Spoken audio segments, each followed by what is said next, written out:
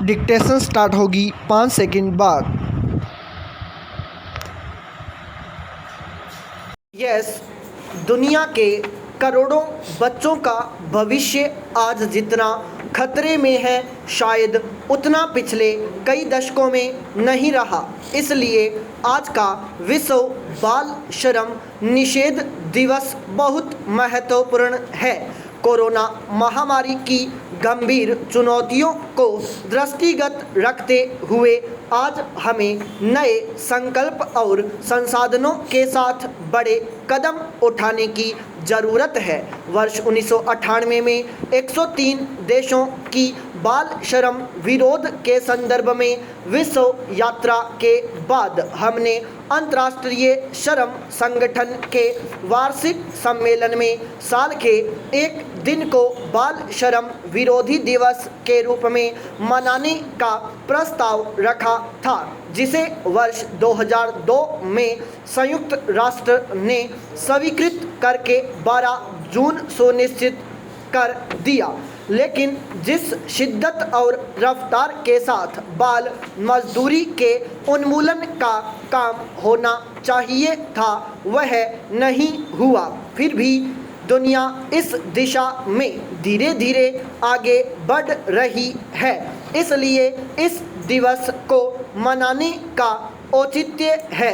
अब कोरोना महामारी और उससे उपजे आर्थिक संकट से यह स्पष्ट हो गया है कि लाखों नहीं बल्कि करोड़ों बच्चों का बाल मजदूरी में धकेले जाना तय है। इस संबंध में एक चिंताजनक पहलू यह भी सामने आया है कि पिछले 20 साल में पहली बार बाल श्रम के आंकड़े बढ़े हैं। इसलिए हमें बाल श्रम निषेध दिवस पर आत्मलोकन की ज़रूरत है। दुनिया में आज जितना संसाधन और तकनीक है वह पहले कभी नहीं था, लेकिन बावजूद इसके तेज़ी से आगे बढ़ता मनुष्य अभी भी अपने बच्चों को साथ लेकर चलने में सक्षम नहीं बन पाया है। हमारे करोड़ों बच्चे पीछे छूटे जा रहे हैं। संयुक्त राष्ट्र और उससे संबंधित संस्थाओं और विश्व भर की सरकारों से अपील करता रहा हूं कि बच्चों की शिक्षा, स्वास्थ्य और सुरक्षा के क्षेत्र में उनकी आबादी के अनुपात में भले ही न सही लेकिन आवश्यकता के हिसाब से संसाधनों का उचित हिस्सा खर्च किया जाना चाहिए।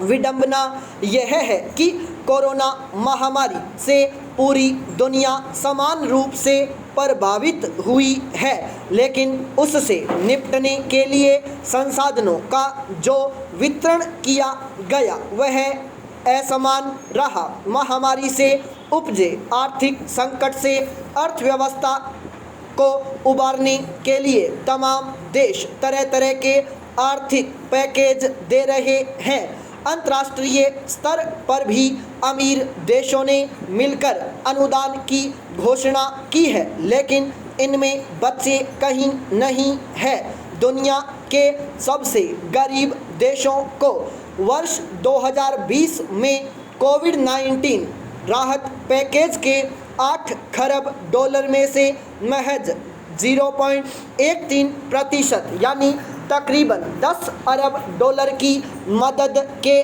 लिए दिया गया। बाकी पैसा बड़े कारपोरेट घरानों को उबारने के लिए दिया गया।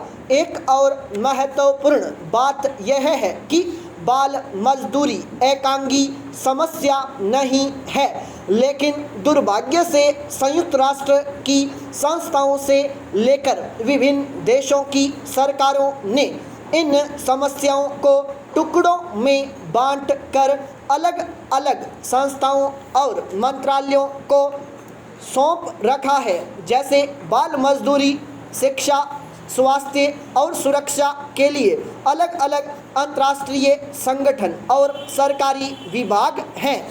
हमें समझना चाहिए कि बाल मजदूरी, गरीबी, अशिक्षा और बीमारियों के बीच एक दुष्चक्र बना हुआ है जो एक दूसरे को उत्पन्न करते हैं और फिर आगे बढ़ाते हैं।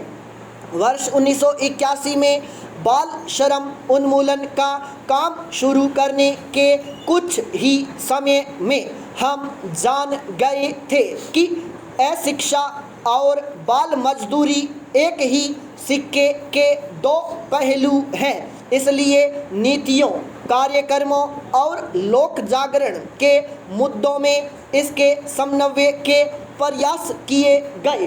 फिर धीरे धीरे यह समझ आया कि बाल मजदूरी, व्यसक बेरोजगारी या फिर दूसरे अर्थों में कहें तो यह गरीबी को बढ़ावा देती है। तब हम इन तीनों के बीच रिश्ते पर जोर देने लगे, लेकिन महामारी के दौरान स्पष्ट हो गया कि इसमें चौथा महत्वपूर्ण आयाम स्वास्थ्य भी है। इसलिए भारत में स्वास्थ्य को मौलिक अधिकार का दर्जा मिलना चाहिए।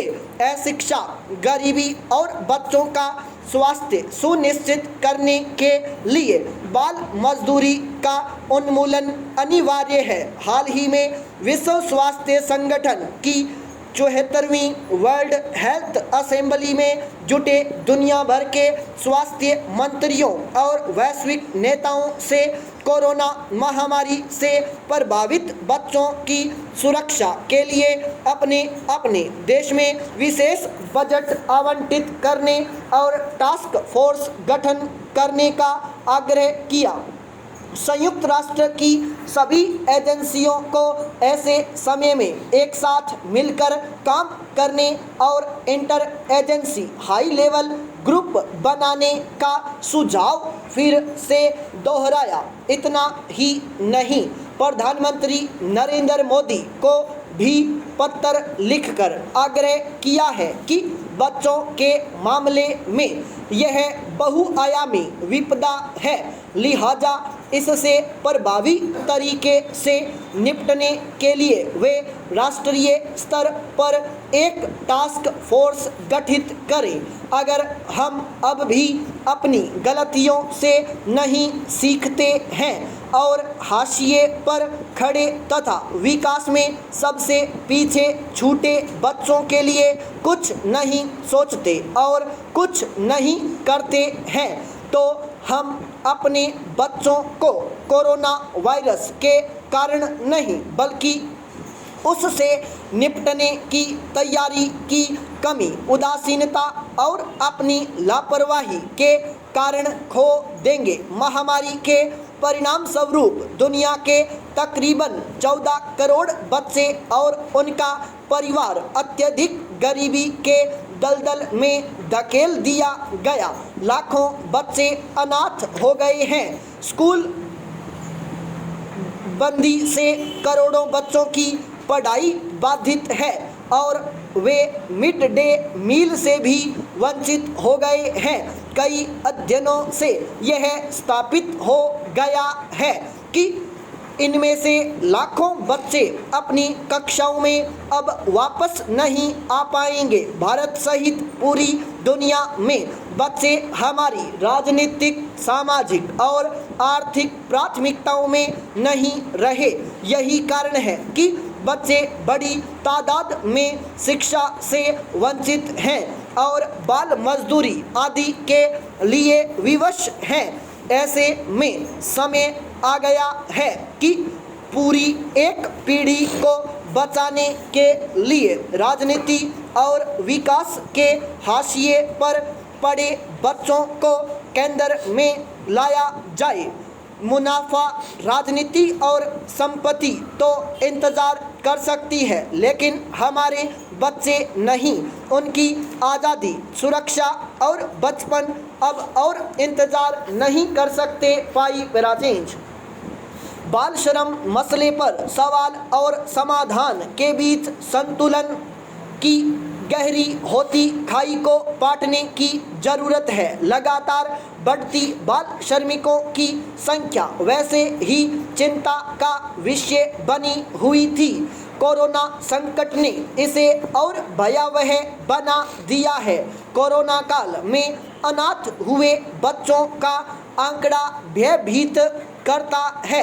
करीब 3 लाख बच्चे अपने माँ बाप के न रहने से अनाथ हुए हैं। स्टॉप।